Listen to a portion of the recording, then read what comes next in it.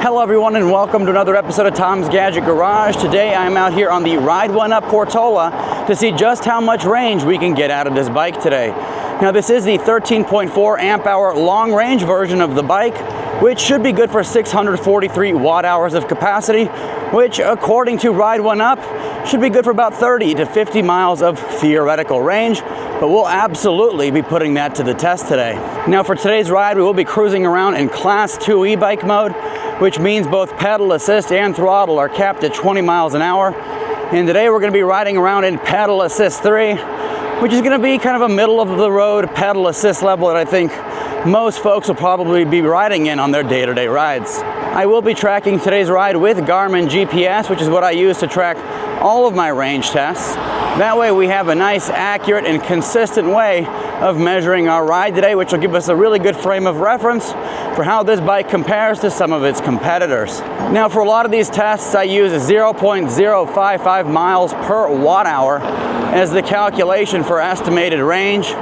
So today, given this is a 643 watt hour capacity battery, I'm estimating somewhere around 35 miles. Now keep in mind that 0.055 is based on some of my more recent tests with torque sensor e-bikes. This particular bike has a current-based cadence sensor, so it's not going to be as efficient as a torque sensor.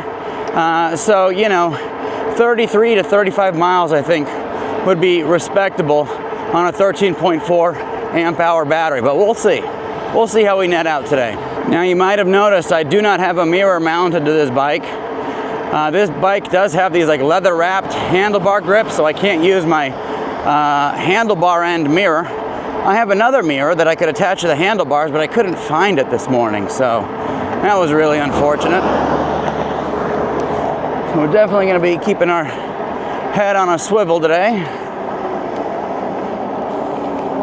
So we are heading on to what is called the Powerline Trail. This is actually the route that I use for all of my range tests, which I do on purpose. It removes, you know, a lot of the variables in range testing, so we keep things as consistent as possible. So all the e-bikes and electric scooters and other devices that I test all happen on this route. I did mention this in my first impressions ride, but if we do run out of juice today, this bike is very easy to pedal without power, so 10 to 12 miles an hour is not going to be a problem at all. Probably the easiest to pedal folding electric bike without power that I've tested on this channel. It also happens to be the lightest folding electric bike, 500 watts or higher, that I've tested. And so if you're looking for a lighter weight bike, save on some pounds, save your back, make it a little bit easier to get into the trunk of your car or lift around, it's lightweight. And if you pop that battery out before you lift it, it's even lighter. I think this thing weighs in, based on my scale, at about 61.6 pounds is what I had it at. So very lightweight. A lot of times the folding electric bikes that I test out are anywhere from 64 to 72 pounds. To our right, you'll see we've got all these trees. That's actually the kind of barrier on the outside of the Gilbert Riparian Preserve, which is basically a groundwater recharge zone. Brings out a lot of wildlife, a lot of birds. Anyways, I like it here because during the summer you get a nice cool breeze. It's like 10 to 15 degrees cooler. This route that we're going to be riding on today is about 70% paved surface, 30% hard packed dirt, which will give us ample opportunity to test out the suspension on this bike. It does have a front fork suspension. Does not have preload adjustment, but it does have a lockout, so if you want to lock out the suspension, you can do it. So far, it's done a pretty good job of absorbing a lot of the lumps and bumps in the road. You know, it does come out of the box a little on the firmer side, so riding around will help break that in over time. No suspension in the rear, but if you do want to, you know, improve the comfort of the bike, especially if you're riding around on some bumpier surfaces, you can always upgrade to a suspension seat post. You can probably get that from Ride1UP or somewhere online, or even your local bike shop should have a good selection for you to choose from. But this bike does have this kind of cross-country knobbier tread, which is ideal for riding off the beaten path. So you can probably hear the tread when we're riding around at higher speeds. It's kind of a droning that happens in the background. So a little bit louder than your typical street tread.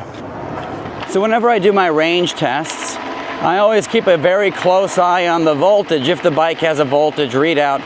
It's usually going to be the most accurate way to keep track of how much battery you have remaining. Unfortunately, this bike does not have a voltage readout. It's got a bunch of other stuff, wattage and all that, but it does not have a voltage readout. However, it does allow you to go into the menu system and adjust the voltage cutoff for each of the battery bars. So it gives you kind of a battery bar display on here. No percentage, anything like that, just straight battery bars. And you can set the voltage for that. So the first battery bar disappears when you're at around 52 volts, which we've already done. And then the second battery bar will disappear at 49 volts, which is between 60 and 65% battery remaining, which is what I use for my turnaround point on all of these range tests.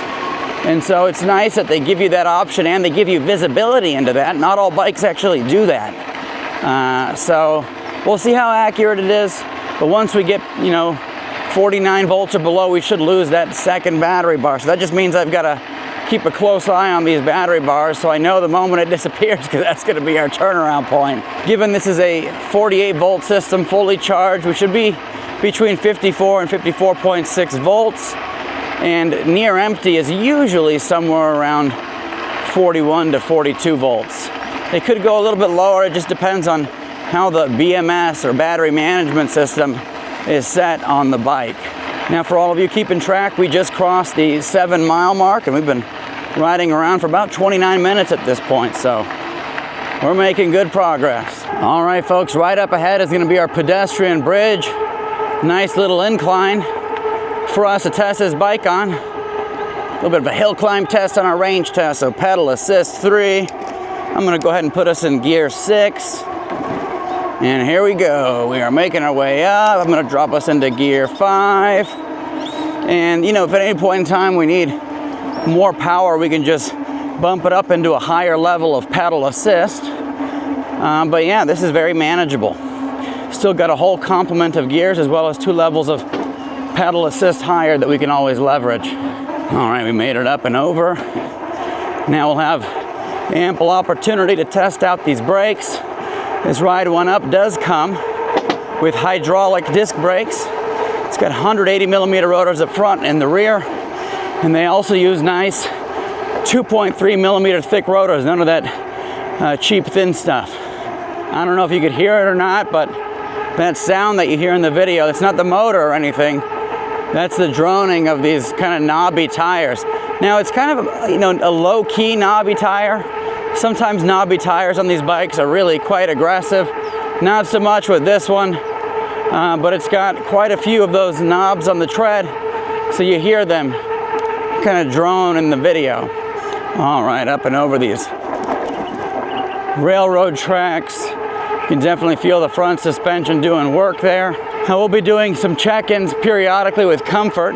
So far, now that we're above and beyond 10 miles, I don't have any kind of hand or wrist fatigue. My back feels great, my legs feel great. My butt is a little bit sore. And so, we'll see how this seat does, as we get further and further along in this ride. But seats, comfort, when it comes to seat comfort, it varies from one person to another. So what might be comfortable or uncomfortable for me might be the opposite for you. So it is nice that Ride1UP includes a bell with their bikes. Not all bike companies do include bells. And this is a nice narrow profile bell. I like this. It also happens to be very effective. So these things are great for pedestrians, but if you're going to be doing a lot of riding on streets with cars, you might want to invest in a nice aftermarket horn. Now, one thing to call out about these range tests is that there's a lot of variables that impact them, and so weight is going to be a big one. I weigh in at approximately 200 pounds. Another thing is the level of pedal assist that you're riding around in. So, if you ride around in pedal assist 1, you're going to get a heck of a lot more range than you will riding around in pedal assist 5, And so if you want to maximize range, you want to ride around in a lower pedal assist level. But for me, I think this level 3 is perfect for everyday riding, especially at a pace like this. If you want to go A little bit slower, a little more relaxed. Pedal assist too is also a good one. Quick little update for you here. We just crossed the 14-mile mark, and we've been riding around for about 56 minutes at this point. Still showing 4 out of 5 battery bars remaining, which means we haven't crossed into 49-volt territory yet.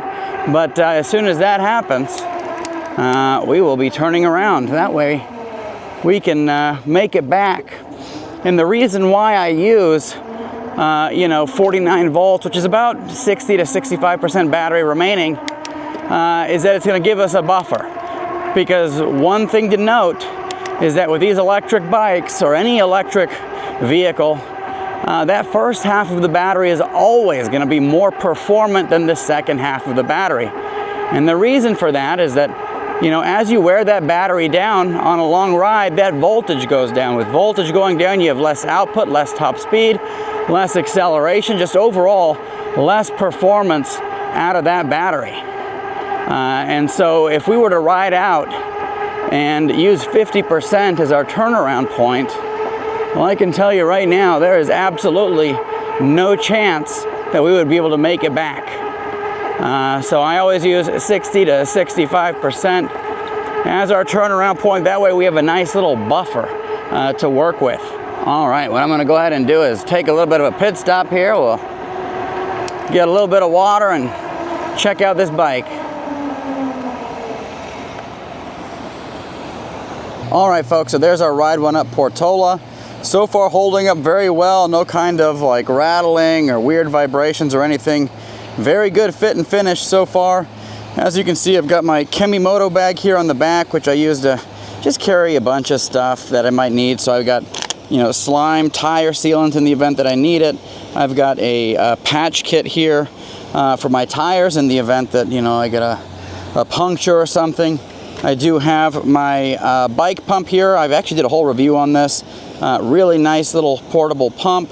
I've got some camera mounts. I've got a crescent wrench in my backpack, hex keys, the whole 9 yards. It's always good to come prepared on these rides, so in the event that you run into any kind of issues, you can address it. But anyways, bike's holding up really well so far. So I'm going to get some water, then we're going to continue our range test. It's very hard to kind of give you an idea of how the bike rides in a video. A lot of times you just kind of gotta hop on it yourself, but I'll tell you right now, this bike feels very precision, very dialed in. Like I was saying, there's no kind of vibrations, nothing loose. Feels like the fit and finish is top tier on this. So of course we'll see how it holds up after I rack up hundreds and hundreds of miles on here. But so far it does feel very dialed in. So right now we're riding around Kiwanis Park in Tempe, Arizona. So this ride has us going through like 4 cities today, so it'll kind of show you how far these kind of bikes will take you. Well, let's see how far we can get in this park, because I believe here is where we're going to have a bit of a turnaround point. Now, right up ahead, we're going to have a cobblestone bridge that'll give us a good opportunity to test out the suspension on this bike. Here we go, there's our cobblestone. Okay, definitely bumpy in the back, but you can feel the front suspension absorbing some of that. I think that'll get better over time as this suspension kind of breaks in, but not too shabby. Nice and quiet. That's one thing that I'll tell you, the suspension is quiet. You don't have any kind of banging around or metallic metal on metal sounds or anything like that, so that is very nice. Out this way we'll have some nice huge bike lanes to cruise around in, which is always a welcome change. Usually bike lanes are right on the side of the road where you get a lot of the road debris. So as you can see, huge bike lane. I feel like bike lanes should be like this everywhere. There's a lot of places here in Arizona where you don't even have bike lanes, which is especially crazy given how many 45-mile-an-hour roads we have here. They're pretty much all 45-mile-an-hour roads. And so when you have that and no bike lane and a really messed up sidewalk, not fun at all. But here, this is almost like a car lane. This is all 100% for bikes. All right, folks, so it just happened. We lost our 4th battery bar. So we've got 3 battery bars remaining, which means that based on the calculation of the trip computer on this bike, we have basically crossed below the 49 volt mark. And so now that should mean that we're at about 60-65% battery remaining, and that happened at about 21 miles. We've been cruising around for about an hour and 25 minutes at this point. So if this is accurate, we are making very good progress and kind of going above and beyond what I expected at this point in the ride. All right, so we're officially back on the canal trail on our way back to our starting point. Quick little comfort check-in. Hands are fantastic, no fatigue in those or my wrists. Back feels great, legs feel great, feet feel great. My butt is a little bit sore, and so I'm having to readjust myself periodically, but we'll see how this holds up. At this point, we're gonna have about 20-21 more miles until we make it back home. So all right, quick little update here. We officially crossed the 28 mile mark. We've been riding around for an hour and 51 minutes. Still have 3 out of 5 battery bars remaining. Right now feels just like it did when we first started, so we'll keep an eye out on that. That's another reason why I do these range tests, to kind of give you an idea of how that power output changes as we wear that battery down, because like I said, the second half of the battery is never as performant as the first half of the battery. I've got a quick update for you here. Looks like we lost our 3rd battery bar, so we've got 2 out of 5 remaining, and that 3rd battery bar disappears right around 46.5 volts, and that happened right around 29 miles. All right, I'm gonna take a quick water break. The sun is absolutely intense out here, and this is one of the few places we've got some decent shade. Like I said, the sun is intense. Took that opportunity to get hydrated and apply a little more sunscreen. You gotta have both of those out here in the desert. So now that we're at 2 out of 5 battery bars remaining, I will say that the bike is a little bit less punchy than it was at the beginning, which is completely normal because we are now at the bottom half of the battery. So we're gonna start seeing that performance decline as we get closer and closer to an empty battery. And so that's another reason why I do these range tests. So that way you have, some good expectations around what that performance is going to look like throughout the entirety of that battery range. It's not just, how far can we go on a single charge. It's also how does the battery perform throughout the entire ride. Looks like our chicken friends are out here again. Maybe 2 of them today. There's one chicken. What's up, my man? How's it going? And there's another chicken. All right, folks. So I'm here yapping away. We have the last battery bar blinking at us right now. That's not a good sign.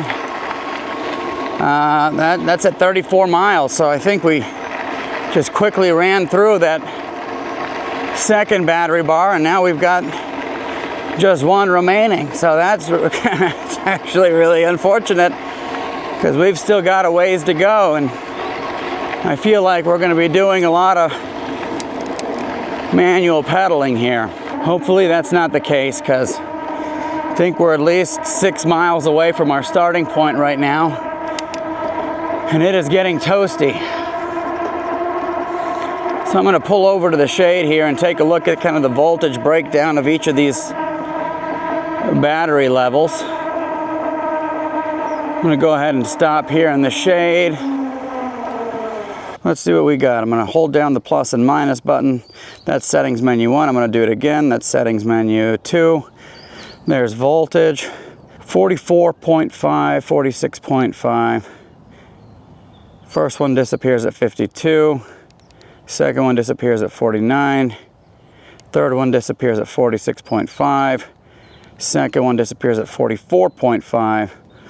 We're now on the last one, which will disappear at 40 volts. So we're somewhere between 40 and 44 volts. Okay, I'll hold the minus button to get out of that. I'll click it again to get out of that. All right, okay. Now resting, I do see the 2nd battery bar So let's see, once we go under load, okay, that might have just been voltage sagging, so we might have been in between bars. So anyways, that's why it's always nice to have a voltage readout on a bike. That way you get a real-time read of where you're at. But anyways, a little bit of a scare there, but you know, the battery, I mean, the bike is still, you know, got plenty of power. So maybe that's just the behavior. That last battery bar will just blink. Now, sometimes on some devices, you'll have 5 battery bars, and then you'll have that last battery bar will stay solid, and then once you get close to depleting it, it'll start blinking. Looks like this one, when you get to the last battery bar, it just starts blinking. So that caught me off guard. Anyways, we'll see how we end up. All right, narrow handlebars. Boom, we made it through there. Nice little benefit of having slightly narrower bars. Let's try to get on this one. Boom. Definitely wouldn't be a if I hit my handlebar on there, that's for sure. So for all of you keeping track, we just crossed the 35-mile mark. We've been riding for 2 hours, 23 minutes at this point. So we are making our way back to our starting point, and so far, so good. This part of the ride is always a mystery to see just how far we can go when we're at the bottom of the battery. On this last bar, I will say that the most comfortable gear to ride in right now is gear 7 instead of gear 8. So that just comes to show that we're getting less assistance out of the bike. And as we further deplete the battery, we'll probably end up dropping that down to 6, possibly even 5. All right, so we are officially back on the surface streets. This is gonna be our home stretch here. So far, I'm cruising around in gear 6. I think I'm comfortable enough to go into gear 7. We're maintaining on GPS about 15.5 miles an hour right now, about 16. And so I'd say we're doing pretty good. We definitely exceeded my initial estimates of 35 miles is the high point. And so, yeah, pretty good. It'll be interesting to see what the mileage per watt hour ends up by the end of this ride. So we are back on the bike path right now, just squeezing out the last remaining juice on this ride. I mean, as you can see, I mean, the bike is still going, you know. Battery bar has been blinking for quite some time now, but I'm not feeling any like major drops in power, so that should be a good sign. We'll see if it tapers off or if it drops like a cliff. We officially crossed the range that we were able to get on the electric XP 3.0 long range edition. That bike got just over 39 miles in range. We are now past 40 miles, so pretty impressive. You know, that's really good results so far. So still have a lot of power out of this bike, even though we're on that last bar. All right, folks, so there you have it. That was our range test with the Ride1UP Portola. And I'm gonna tell you right now, this is an absolutely impressive performance that we got out of this thing. So 42.5 miles, that's 7.5 miles further than I expected. We had an average moving speed of 15.6 miles an hour. We had a top speed of 19 miles an hour. Elevation gain 597 feet, and we were cruising around for 2 hours, 54 minutes. So if you're looking for a bike that can go 40+ miles with a 200-pound rider, the Portola can absolutely do it. Now let me know if you have any questions, comments, thoughts, concerns. Happy to address those in the comments section below.